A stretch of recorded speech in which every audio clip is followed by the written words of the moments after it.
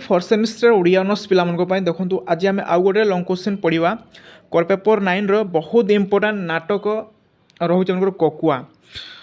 यही नाटकटी बहुत माने लंग नाटकटे तो बहुत इंपोर्टाट क्वेश्चन आसे ककुआ नाटकर नामकरण और सार्थकता प्रतिपादन कर ये क्वेश्चन आसे तो बुझा आमर मेन हूँ आमको कौन कनसेप्ट क्लीयर होगा मुझे कनसेप्ट क्लीयर करदेवी ये नाटक ककुआ नाटक केमिति माने क्या माने प्रतिपादन करा कौन सब आम डिटेल्स बुझा मेन आमको बुझा हूँ आमको बहुत इंपोर्टाट बुझिपारे तो आमको लिखा जी नुहे बुझा से आमको बहुत इंपोर्टाट। तो देखो ककुआ नाटक ये आमको कोर पेपर 9 रोचे आमको यूनिट 3 रोचे मुझे यूनिट 3 राजा राणी उपाख्यान व राजराणी उपाख्यान आपको गोटे लंग क्वेश्चन मुझे प्रोवाइड कराई से भिडियो देखी ना आई बटन देखो ये वीडियो आपको जाकि क्लिक करके देखिपारे। बर्तमान आम ता सहित आमको अच्छे आमको किंबा रोचे आमको ककुआ जोटा कि विजय शतपथी लिखिं बुझिपारे विजय शतपथी। तो ता पूर्व देखो विजय शतपथी जन्म टी लिखिदे विजय शतपथी जन्म 1952 मसीहा है 1952 मसीहा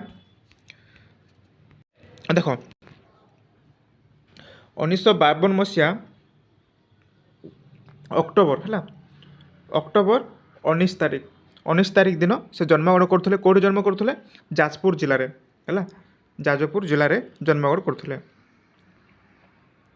बुझिपारे अक्टोबर 19 तारिख 1952 मसीहा सुलिया ग्राम है सुलिया ग्राम जन्मग्रहण करते सुलिया ग्राम सुलिया ग्राम से जन्मग्रहण करते एति मन रखु जन्म कौटी होता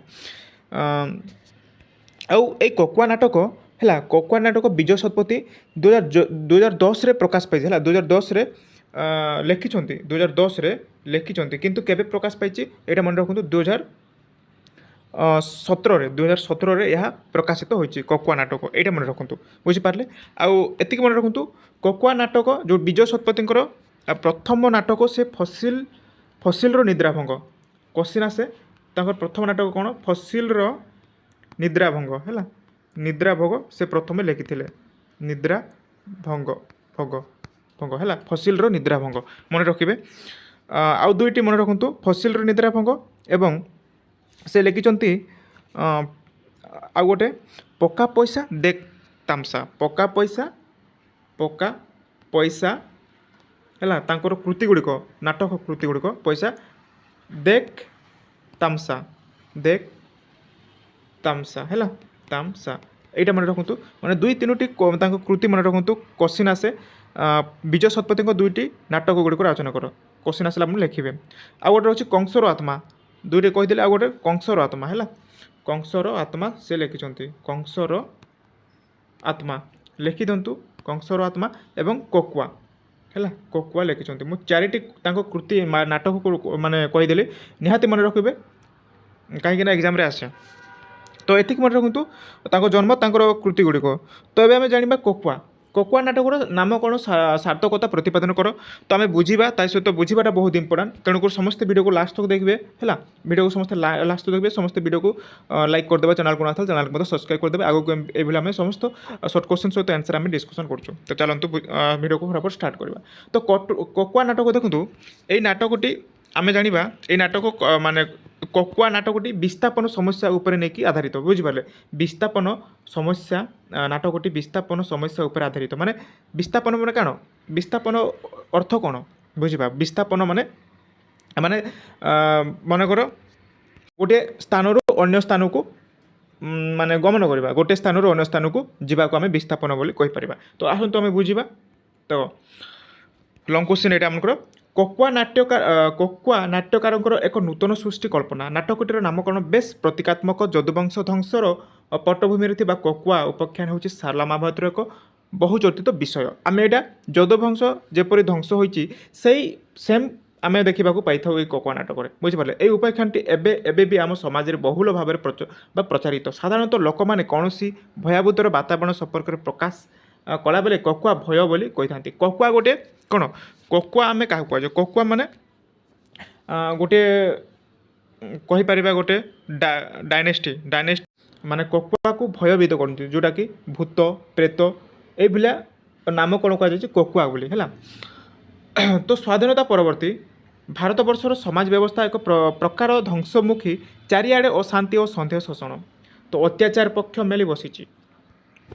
ତ କ'ଣ କୁହାଯାଇଛି, ସ୍ୱାଧୀନ ପରବର୍ତ୍ତୀ ଭାରତର ସମାଜ ବ୍ୟବସ୍ଥାରେ ଏକ ପ୍ରକାର ଧ୍ୱଂସମୁଖୀ କଥା କୁହାଯାଇଛି, ଯେଉଁ ଚାରିଆଡ଼େ ଅଶାନ୍ତି, ସନ୍ଦେଶ, ଶୋଷଣ ଓ ଅତ୍ୟାଚାର ପକ୍ଷ ମିଳି ବସିଛି। ହତ୍ୟା, ଲୁଣ୍ଠନ, ଧର୍ଷଣ, ଅପହରଣ ଓ ଲାଞ୍ଚ, ମିଛ, ପ୍ରତାରଣା ଦିନକୁ ଦିନ ବଢ଼ିବାରେ ଲାଗିଛି। ତ ଗଣତନ୍ତ୍ର ସଂଜ୍ଞା ବଦଳି ଯାଉଛି, ମଣିଷକୁ ଜୋର କରିତା ଅନ୍ଧାର ଠାରୁ ଦୂରକୁ ଠେଲି ଦିଆଯାଉଛି। ପ୍ରତି ମୁହୂର୍ତ୍ତରେ ମଣିଷ ଆଙ୍କିତ ଭୟ ଓ ଆତଙ୍କିତ କଳା ବାଦଳ ତଳେ ହୋଇଯାଇଛି ସ୍ୱପ୍ନ। ତ ଏଠାରେ ଗୋଟେ ମାନେ ଭୟଭୀତର କ'ଣ କଥା କୁହାଯାଇଛି, ବୁଝିପାରିଲେ, ବଦଳି ଯାଇଛି। ତ ମଣିଷର ଜୋର କରି ତ ପ୍ରତି ମୁହୂର୍ତ୍ତରେ ମଣିଷ ଆଙ୍କିତ ହେଲା ଭୟ, ଆତଙ୍କିତ କଳା ଓ ବାଦଳ ତଳେ ହଜିଯାଉଛି ତାଙ୍କର ସ୍ୱପ୍ନ। ଉଜୁଡ଼ି ଯାଉଛି ଜୀବନର ହେମଶଯ୍ୟ। ଗଣତନ୍ତ୍ରର ଦ୍ୱାହି ଦେଇ ଶାସକ ବର୍ଗ ସାଧାରଣ ଜନତାଙ୍କ ରକ୍ତ ଶୋଷୁଛନ୍ତି। ତ ଦୁର୍ନୀତି ଓ ଦୁଷ୍କର୍ମର ରାଜଦଣ୍ଡ ଧରି ନେତୃମଣ୍ଡଳୀ ସାଧାରଣତଃ ମଣିଷକୁ ତଳିତଳାନ୍ତର କରି ଚାଲିଛନ୍ତି। ତ ପ୍ରତିବାଦ କରିବା ସାହସ କି ସାମର୍ଥ୍ୟ ସେମାନଙ୍କର ନାହିଁ। ତ ସେତେବେଳେ ସବୁରି ପ୍ରାଣରେ ଖେଳି ଯାଉଛି କକୁଆ। ତ ଦେଖନ୍ତୁ, ମୁଁ ଆମକୁ କହିବା ଭୁଲି ଯାଇଥିଲି, କକୁଆ ନାଟକର ପ୍ରଥମେ ଜାଣିବା ଚରିତ୍ର କିଏ କିଏ ଅଛନ୍ତି। ଚରିତ୍ର ଜାଣିଲେ ତାହେଲେ ଆମେ ବୁଝିପାରିବେ। ମୁଁ କହିଦେଉଛି, ଟିକେ ମାନେ ଧ୍ୟାନ ଦିଅନ୍ତୁ। ଚରିତ୍ର ଦେଖନ୍ତୁ, ଏଠାରେ ମେନ୍ ମାନେ ଚରିତ୍ର କହିବା ତାହେଲେ ଅଜୟ ମାରାଣ୍ଡି କହିବା, ଯେଉଁଟାକି ସେ ମାଓବାଦୀ ଅଛନ୍ତି ହେଲା। ଅଜୟ ମାରାଣ୍ଡି ହେଲା, ଅଜୟ ମାରାଣ୍ଡି। ଦେଖନ୍ତୁ ଦାମ ମାଝୀ ଜଣେ ଚରିତ୍ର ଅଛନ୍ତି, ଏବଂ ଶ୍ୟାମାନନ୍ଦ ଯିଏକି ସମାଜସେବା, ଶ୍ୟାମାନନ୍ଦ ଜଣେ ଚରିତ୍ର ଅଛନ୍ତି, ତାଙ୍କର ସେ ସମାଜ ସେବା କରୁଛନ୍ତି, ବୁଝିପାରିଲେ। ଏବଂ ଅତୁଳ ଯିଏକି ପୋଲିସ ଇନ୍ସପେକ୍ଟର ଅଛନ୍ତି ଏଇ ଯେଉଁ ନାଟକରେ। ତ ଏଇଟା ମାନଙ୍କୁ କହିବାକୁ ଭୁଲି ଯାଇଥିଲି, ଚରିତ୍ର ନିହାତି ଆମଙ୍କର ମନେ ରଖିବା ନିହାତି। ଆଉ ଯେଉଁ ଶ୍ୟାମାନନ୍ଦ, ତାଙ୍କର ଝିଅ ଥିଲେ ମନିକା ହେଲା, ମନିକା ଯେ ବେଙ୍ଗଲୀର ଥିଲେ, ମନିକା ମନେ ରଖିବେ, କୋଶ୍ଚିନ୍ ଆସେ ତାଙ୍କ ଚରିତ୍ର ବିଷୟରେ। ତ ଦେଖ କ'ଣ କୁହାଯାଇଛି, ତ ପ୍ରତିବାଦନ କରିବା ସାହସ କି ସାମର୍ଥ୍ୟ ସେମାନଙ୍କର ନାହିଁ, ଯେପରିକି ସବୁରି ପ୍ରାଣରେ ଖେଳି ଯାଉଛି କକୁଆ ଭୟ। ମାନେ ସେମାନେ କକୁଆ ଭୟରେ ମାନେ ରହିଯାଉଛନ୍ତି, ଯେଉଁଟାକି ଏଠାରେ ଦେଖନ୍ତୁ ମାନବବାଦ ଆଜି ଅବଲୁପ୍ତ ହେଲା, ଆଜି ଅବଲୁପ୍ତ। ଚାରିଆଡ଼େ ଭୟ, ସତତା ଓ ଶାନ୍ତି, ଧନ ଜୀବନ ମଧ୍ୟ ସୁରକ୍ଷିତ ନୁହେଁ। ରକ୍ତ ପିପାସୁ ଦଳ ଆଜି ପଳ ପଳ କରି ଝୁଲି ଚାଲିଛନ୍ତି ମଣିଷକୁ। ତ ସେମାନଙ୍କର ଗ୍ରାସକୁ କେହି ମୁକ୍ତ ନୁହନ୍ତି। ସହରଠାରୁ ଜନପଦ ଯାଏ, ପୁଣି ଅୟୁତ ଯୁଗରୁ ବାଙ୍କ ଚାହାଣି ଦେଇ ବହି ଯାଉଥିବା ନଈର ଛାତିରୁ ବଣ ଜଙ୍ଗଲରେ ମହୁଳ ଫୁଲର ବାସ୍ନାରେ ମହକି ଉଠିଥିବା, ଦେଖ ମହକି ଉଠିଥିବା ସରଳ ଆଦିବାସୀ ଓ ଅଠର ନିଷ୍ପାପ ହସ ଯାଏ ପ୍ରସରି ଯାଇଛି ସେମାନଙ୍କର ମତଳବୀ ଆଖି। ସେଇମାନଙ୍କର କକୁଆ ଇଙ୍ଗିତରେ ଜନପଦର ଭାତୃସ୍ନେହ ଓ ରକ୍ତପାଶାରେ ହଜିଯାଉଛି କାରଖାନାର ନାଁରେ ଶୁଖିଯାଉଥିବା ଫୁଲମତୀ ନଈର ନୀଳ ଓ ଜଳବେଣୀ। ଶିଳ୍ପ ପ୍ରତିଷ୍ଠା ଆଳରେ ବାସହରା ମାନେ ଯେଉଁଟାକି ଘର ଦ୍ୱାର ଛାଡ଼ିକି ତ କରି ଦିଆଯାଉଛି। ତ ଉଡ଼ି ଦିଆଯାଉଛି ସରଳ ମଣିଷମାନଙ୍କୁ ସେମାନଙ୍କର ସାତ ପୁରୁଷ ଭିଟା ମାଟିରୁ ବିସ୍ଥାପନ ନାଁରେ ଗାଁ ଗଣ୍ଡା ସବୁ ଜନଶୂନ୍ୟ। ତ ଏଠାରେ ଗୋଟେ ବିସ୍ଥାପନର କଥା କୁହାଯାଉଛି, ଯେଉଁଟା ଯେତେବେଳେ ମାନେ କକୁଆ ଆସୁଛି, କକୁଆର ଭୟରେ ସମସ୍ତେ ଭୟଭୀତ ହେଉଛନ୍ତି। ତା ସହିତ ଗୋଟେ ଏଇ ଯେଉଁ କକୁଆ ମାନେ କହୁଥିଲେ ନା, କକୁଆ ନାଟକରେ ଗୋଟେ ବିସ୍ଥାପନର ବିଷୟକୁ ଆଲୋଚନା କରାଯାଉଛି, ଯେମିତିକି ଆଗକୁ ବୁଝିବା ହେଲା।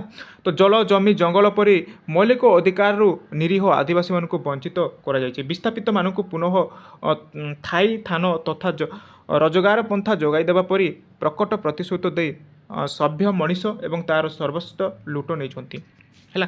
ତ ନିଜସ୍ୱ ମଣିଷ ଶେଷରେ ବଞ୍ଚିବାର ଅନ୍ୟ ଉପାୟ ନ ପାଇ ହିଂସାର ପଥକୁ ଆଦରି ନେଉଛି। ତ ନିଜର ଅଧିକାରକୁ ସାବ୍ୟସ୍ତ କରିବାକୁ ଏବଂ କକୁଆ ପରି ନରସଂହାରକାରୀମାନଙ୍କର ଠାରୁ ତ ଜୀବନକୁ ମୁକୁଳେଇ ନେବାର ଆଶାରେ ସେ ନକ୍ସଲ ଓ ଛାଉଣୀରେ ଆଶ୍ରୟ ଖୋଜୁଛି। ତ ପୁଷ ପୁନେଇ ପରବରେ ଢୋଲ ମାଦଳର ଝୁମା ତାଳରେ ଜୀବନର ନକ୍ସା ଆଙ୍କୁଥିବା ହାତ ଉଲିଗଲା ଧରି ଆତ୍ମପନ କରିଛି କକୁଆର ସର୍ବଗ୍ରାସୀ ଓ ମାୟାଜାଲରୁ ମୁକୁଳିବା ପାଇଁ ନାଟକଟି ଏହି ସମସ୍ୟାକୁ ଆହୁତ କରି ଗଢ଼ି ଉଠିଛି, ବୁଝିପାରିଲେ। ନେକ୍ସଟ ଦେଖନ୍ତୁ, କୁହାଯାଉଛି ଯେ ନାଟ୍ୟକାର ପ୍ରାରମ୍ଭରେ ନାଟକଟି ସମ୍ପର୍କରେ ନିଜର କଥା ରଖିଛନ୍ତି। ଶାରଳା ଦାସଙ୍କର ମହାଭାରତରେ ବର୍ଣ୍ଣିତ କକୁଆ ଉପାଖ୍ୟାନ ହେଉଛି ସମାଜ ଜୀବନର ସୃଷ୍ଟିର ସନ୍ଦେହ, ଅବିଶ୍ୱାସ, ହତ୍ୟା ଓ ବିଭୀଷିକାର ପ୍ରତୀକାତ୍ମକ ଚିତ୍ର, ଯାହା ଡାକି ଆଣିଥିବା ଏକ କାଳାନ୍ତରକୁ। ତ ଆଜି ବି ମନେ ହେଉଛି ଆମର ବୃହତ୍ତର ସମାଜର ବ୍ୟବସ୍ଥାରେ ପ୍ରତିଟି ମଣିଷ ଭୟ ଓ ଆତଙ୍କର ବାତାବରଣ ମଧ୍ୟକୁ ନିକ୍ଷିପ୍ତ ମୋଟାମୋଟି ଶାରଳା ଦାସଙ୍କ ପରିକଳ୍ପନା ସେଇ କକୁଆର ଆ ଭିତରକୁ ଯେପରି ଠେଲି ହୋଇଯାଇଛି ଯାତାୟାତ ବା କ'ଣ ଉଚ୍ଚାଙ୍ଗ ମୂଲ୍ୟବୋଧ ମାନବର ପ୍ରାଣର ବେଗ। ତ ଏଇଠି ଦେଖନ୍ତୁ କକୁଆ ନାଟକଟି ବିସ୍ଥାପନ ସମସ୍ୟା ଉପରେ ଆଧାରିତ, ମାନେ ବିସ୍ଥାପନ ମୁଁ ଆପଣଙ୍କୁ କହୁଥିଲି ବିସ୍ଥାପନ ଆଧାର ଉପରେ କ'ଣ ଉପସ୍ଥାପନ କରାଯାଇଛି। ତ ସରଳ ନିରୀହ ଯେଉଁମାନେ ରୁହନ୍ତି, ସରଳ ନିରୀହ ଗରିବ ଲୋକମାନଙ୍କୁ ଆଦିବାସୀଙ୍କର ଜୀବନ ପରିଧିକୁ ଲୁଟି ହୋଇଯାଇଥିବା ନିର୍ମଳ ଜୀବନ ଚର୍ଚ୍ଚା, କୁନି କୁନିର କୁଡ଼ିଆ ଭିତରେ ଚେଇଁ ଉଠିଥିବା ଝଲକା ସ୍ୱପ୍ନ, କୁଲୁକୁଲୁ ଝରଣାର ଗୀତ, ସବୁ ସବୁଜ ଶାଳ ଜଙ୍ଗଲର ଛାଇରୁ ହଜିଯାଇଥିବା ତା'ର ସବୁ ସନ୍ତାକାଳୀ ପୁନେଇ ପର୍ବ ପ୍ରଭୃତି ଆଜିର ଜ୍ୱଳନ୍ତ ସମସ୍ୟାକୁ ନେଇକି ଏଠାରେ କ'ଣ ଲେଖିଛନ୍ତି ବିଜୟ କୁମାର ଶତପଥୀ। ଏସବୁକୁ ଦେଖ, ଏଇସବୁକୁ ସତେ ଯେପରିକି ହେଲା, ଏସବୁକୁ ସତେ ଯେପରିକି କାଟି ନେଇଛି କକୁଆର ଲହ, ବୁଝିପାରିଲେ? କକୁଆର ଲୌହ ଜୀବ ଶିଳ୍ପ ଭିଟାମାଟି ହରେଇଛି ମଣିଷ ଏବଂ ଅଣ୍ଟିରେ ନିଶ ସକାଳକୁ ଦେଖିବା ଆଉ ଟିକେ ରହିଲା, ସକାଳକୁ ଭର୍ତ୍ତି କରି ଅପେକ୍ଷା କରିଛି ଫେରି ପାଇବାର ତା'ର ଅଧୁରା ସ୍ୱପ୍ନ। ପୁଣି ଥରେ ନୂଆ କରି ଜୀବନ ଆରମ୍ଭ କରିବାରେ ମାଦ୍ରେ ଲଗ୍ନ ମାତ୍ର ସେସବୁ ମିଲେଇ ଯାଇଛି ଶୂନ୍ୟରେ। ସଭ୍ୟ ମଣିଷମାନଙ୍କର ଛଳନା ତଥା ପ୍ରଶାସନର ପ୍ରତାରଣା ତା ମନରେ ବୁଣି ଦେଇଛି ହେଲା, ବୁଣି ଦେଇଛି ହିଂସା ବୀଜ। ତେଣୁ ନିଜର ବଞ୍ଚିବାର ଅଧିକାର ଫେରିବା ପାଇଁ ସେ ସାଜିଛି ନକ୍ସଲ। ଆଜିର ନେଇଛି ବା ଆଦର ନେଇଛି ପ୍ରତିହଂସାକୁ। ତେଣୁ ତା'ର ନମୁନା ସ୍ୱରୂପ ଛଳ ଜୀବନର ଓ ପ୍ରେମର ଅନ୍ତରଙ୍ଗ ମୁହୂର୍ତ୍ତମାନଙ୍କୁ ପଛରେ ଛାଡ଼ି ଅଜୟ ପାଲଟି ଯାଇଛି ନକ୍ସଲର ନେତା। ଅଜୟ ହେଉଛନ୍ତି ଜଣେ ମାଓବାଦୀ ହେଲା। ଅଜୟ ମାରାଣ୍ଡି ପୋଲିସ ସହିତ ମାନେ କ'ଣ ଗୁଲି ବିନିମୟରେ ଆଘାତ ପ୍ରାପ୍ତ ହୋଇ ସେ ଚିତ୍କାରରେ ସେ ସୁସ୍ଥ ହୋଇଛି ସିନା, ମନ ଭିତରକୁ କୁହୁଲା ନିଆଁ ଲିଭି ଯାଇନି। ତ ତେଣୁ ସେ କହିଛି, ଦେଖ, ହଁ ହଁ, କ୍ଷତର ଯନ୍ତ୍ରଣା ସହ କ୍ରୋଧ ମିଶା ସ୍ୱରରେ ସେଇ ନକ୍ସଲ ନେତା ଅଜୟ ମାରାଣ୍ଡି, ଯିଏ ଆନିହିଲେସନରେ ବିଶ୍ୱାସ କରେ, ସେ ଶ୍ରେଣୀ ଶତ୍ରୁର ବିନାଶ ନ ହେଲେ ଆତ୍ମତ୍ୟାଗ ମୃତ୍ୟୁ ଢେର ସହିଲେଣି। ତ ବଣ ମୁକୁଳରେ ଆଦିବାସୀ ତ ଭିଟାମାଟି ଗଲା, ଜମି ଜମା ଗଲା, ଜଙ୍ଗଲ ଲୁଟ ହେଲା, ଅଫିସର ଆଉ ଫୁଜିପତିଙ୍କର ଚକ୍ରାନ୍ତରେ କେମିତି ବଞ୍ଚିବେ ସେମାନେ। ଓ ଜାଣିଛ ମୋ ମୁଣ୍ଡର ମୂଲ୍ୟ 10 ଲକ୍ଷ ଟଙ୍କା ନେଇଯାଅ, ଧରେଇ ଦିଅ ମୋତେ ଜୋରରେ ପାଟି କରି, ଆରେ ନିଅ ପୁଞ୍ଜିର ଡଲାର ସବୁ, ମାଟି ମାର ଦୁଷ୍ମନ୍ତ ସବୁ। କହୁଛନ୍ତି କିଏ? ଅଜୟ ମାରାଣ୍ଡି। ନେକ୍ସଟ କିନ୍ତୁ ଏକ ଟ୍ରାଜିକ୍ ପରିବେଶରେ ମଧ୍ୟରେ ନାଟକଟିର ଯବନିକାପାତ ହୋଇଛି। ଏକ କଥା ନିଶ୍ଚିତ ଯେ କୌଣସି ବର୍ଗର ଦର୍ଶକକୁ ଏ ନାଟକଟି ବାର୍ତ୍ତା ଆଲୋଡ଼ିତ କରିବାରେ ସକ୍ଷମ କେବଳ ଏହି କକୁଆ ନାଟକଟି ନୁହେଁ, ବିଜୟ ଶତପଥୀଙ୍କର ପ୍ରତିଟି ନାଟକରେ ଏହା ହିଁ ଲକ୍ଷ୍ୟ କରାଯାଇଛି। ତ ଦର୍ଶକମାନଙ୍କୁ ନାଟକଟି ମଧ୍ୟରେ ନିବୋଜିତ କରିଦେଇଛି, ସମ୍ମୋହିତ ଅବସ୍ଥାରେ ପହଞ୍ଚାଇ କରିବାର ସାମର୍ଥ୍ୟ ନାଟ୍ୟକାର ଶତପଥୀଙ୍କ ରହିଛି। ତ କାରଣ ସେ ଭୁଲ ନାହାନ୍ତି ଯେ ନାଟକଟି ହେଉଛି ଏକ ଜୀବନ୍ତ କଳା। ଏଥିରେ ଜୀବନ୍ତ ଅଭିନେତାମାନେ ଅଭିନୟ କରୁଥିବା ବେଳେ ଆଗରେ ବସି ନାଟ୍ୟାଭିନୟକୁ ଅନୁଭବ କରୁଥିବା ଦର୍ଶକମାନେ ମଧ୍ୟ ଜୀବନ୍ତ। ଆଧୁନିକ ସିନେମା ଓ ଟେଲିଭିଜନରେ ପରଦାରେ ଦେଖୁଥିବା ଦୃଶ୍ୟଠାରୁ ଏହା ପୃଥକ ଓ ସ୍ୱତନ୍ତ୍ର। ତେଣୁ ନାଟକର ଆରମ୍ଭରୁ ଶେଷ ଯାଏ ଦର୍ଶକମାନଙ୍କୁ ନାଟକ ଭିତରେ ଛନ୍ଦ ଦେବାର କଳା କୌଶଳ ଓ ଏକା କୌଶଳର ପ୍ରୟୋଗ ନିମନ୍ତେ ଅସୀମ ଧୀଶକ୍ତି ନାଟ୍ୟକାର ଶତପଥୀଙ୍କଠାରେ ବେଶ୍ ଲକ୍ଷଣୀୟ ପରି ଜଣାପଡ଼େ। ତ ଏହି ସାରସ୍ୱତ ସାମର୍ଥ୍ୟ କୁଚିତ ନାଟ୍ୟକାର ପାଖରେ ଦେଖିବାକୁ ମିଳେ। ସମକାଳର ସାମାଜିକ ଜୀବନ ତଥା ଅନ୍ୟାୟ, ଅନୀତି, ଅତ୍ୟାଚାର ଓ ସର୍ବୋପରି ନୀତିଭ୍ରଷ୍ଟ ରାଜନୈତିକ କଳାବେଦର ଦଳେ ଖାଣ୍ଟି ହେଉଥିବା ଜୀବନ, ମଣିଷର ଆତ୍ମଦହନ ଓ ହାହାକାରର ସଜଳ ସନ୍ଦେଶ ସେ ଦୃଷ୍ଟିରୁ ତାଙ୍କ ନାଟକଗୁଡ଼ିକର ବହନ କରିବାରେ ସେ ସମର୍ଥ। ଏଥିରେ ନିବେଦିତ ହେବାର ନାହିଁ। ତ ଏଇଟା ଦେଖନ୍ତୁ କକୁଆ ନାଟକର ନାମକରଣ ସାର୍ଥକତା କିପରି କରାଯାଇଛି। ତ ଆପଣମାନେ ଯଦି ବୁଝିଛନ୍ତି ତାହେଲେ କମେଣ୍ଟ କରି କହିବେ, ଯଦି ବୁଝିପାରୁନାହାନ୍ତି ତାହେଲେ ମୋତେ कमेंट कर कहबे आ गोटे नेक्स्ट वीडियो में हमको सरलार्थ तार माने विषय वस्तु कौन हमको नेक्स्ट वीडियो रे नहीं आसीबी। तो एई जदि ककुआ नाटक को हमको पीडीएफ छाड़ी देबे पीडीएफ पढ़िले आप माने आराम से बुझी पारिबे बुझी पाले ककुआ नाटक विषय रे बहुत सरल भाषा रे लिखा है। तो यार पीडीएफ जदि आपन पाके नहीं ताले मु आपको पीडीएफ छाड़ी देबे टेलीग्राम रे समस्त जॉइन हो जिवे बुझी पाले। ए क्वेश्चन आसे लॉन्ग क्वेश्चन तार नामकरण सार्थकता प्रतिपादन करो लॉन्ग क्वेश्चन आसे ताहले ए भले लिखिबे आपन जहाँ बुझुचंती सेमिति बुझी पाले। तो एटा गोटे बहुत माने लॉन्ग नाटकटी आलोचना करते विजय कुमार शतपथी। तो आज ये था आशा कर किसी मात्रा वीडियो भल लगे जब वीडियो भल लगे वीडियो को समस्त लाइक करेंगे आगे आम ये लॉन्ग क्वेश्चन सहित सर्ट क्वेश्चन डिस्कसन करवा बुझीपारे। तो ये वीडियो को रखुच्छी धन्यवाद।